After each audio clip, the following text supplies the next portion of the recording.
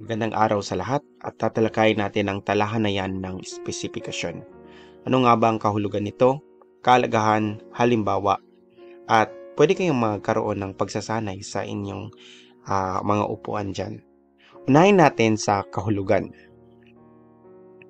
Sa Ingles ay tinatawag natin itong Table of Specification. Konektado ito sa naribisang taksonomiya ni Bloom. Nakalagay rito ang ilang araw na pagtuturo sa isang paksa at ilang item sa bawat paksa. So, ibig sabihin, mas maraming item kung mas maraming araw siyang itinuro. Idagdag pa rito ang kasanayang pagkatuto, competency, na dapat pagtuunang pansin. Punta tayo sa kahalagahan. Ito ay ang blueprint sa paglikha ng assessment. Kumbaga, bago ka gagawa ng isang pagsusulit, ay kailangan mo pang gumawa ng TOS kasi doon mo ibabase. Pinapangalagaan nito ang mga test items ay umaayon sa mga layuning pagkatuto at mga pamantayan ng kurikulum. Ang maayos na pagkakabuo ng TOS ay tumutulong sa pagpapanatili ng katarungan, bisa at pagiging maasahan ng pagsusuri. Punta tayo sa halimbawa.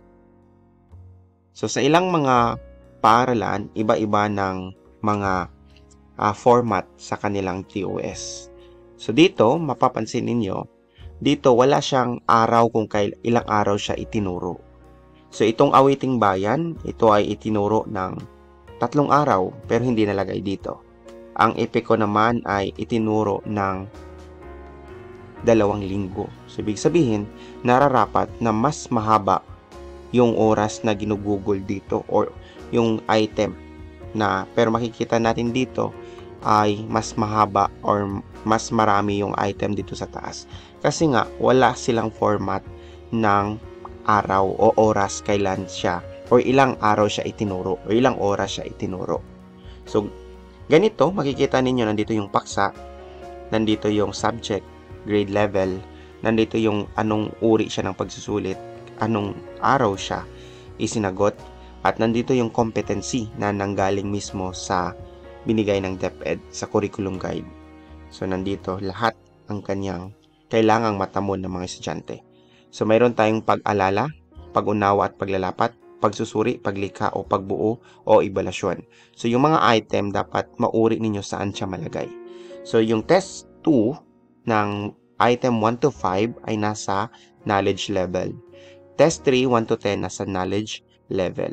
Test 2 sa EPICO, 6 to 10 na item ay nasa knowledge level. Ibig sabihin, ito ay nasa kabuuan na 20 points.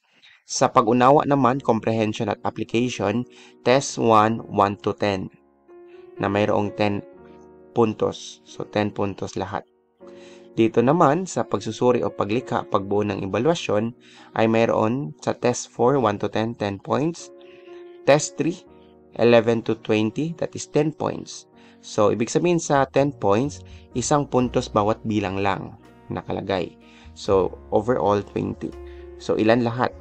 Mayroon tayong 20 plus 10 plus 20. Dapat dito, mali ito. Dapat dito, 50. Okay, 50 dapat yung kabuuang puntos.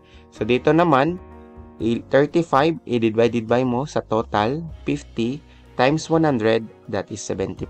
Ibig sabihin, itong Awiting Bayan, siya yung nakakuha ng 70% ng exam. Okay? Ang EPICO naman ay 30% kasi 5 plus 10 is 15. 15 divided by 50 times 100 is 30%. Total of percentage natin is 100%. Yan yung ating paggawa. So, dapat din, may ilang format din na itong 20, ilang percent siya. No? Itong 10, ilang percent. Itong 20, ilang percent. May mga ganun din na pagkakataon. So, ito yung halimbawa ng TOS. So, pwede kayong gumawa ng sarili ninyong talanahayan. Kunin ninyo yung ginawa or sinagutan ninyo na pagsusulit na binigay ng guro at tingnan ninyo or gawan ninyo ng TOS iyon. Maraming salamat.